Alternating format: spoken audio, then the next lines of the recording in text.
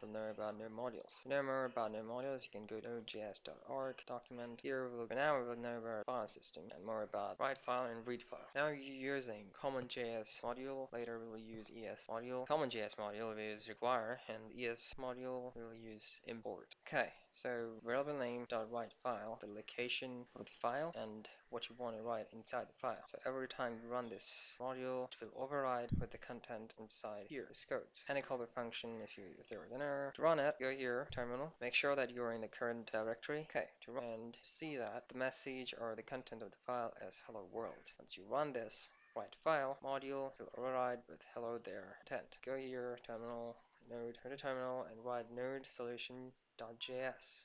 Enter. So the file is run complete. File has been saved. That's what we're canceling here. Go to see the message, and if you go to see the file, you see that instead of hello world, you see hello there.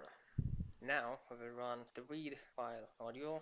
Again, this is the location of the file. If you're in a different directory, you should have the path of the file. It's what you should use to get the exact content printed, error, and data of the file.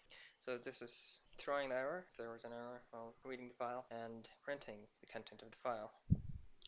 Again, if you go here and node solution.js, we have hello there.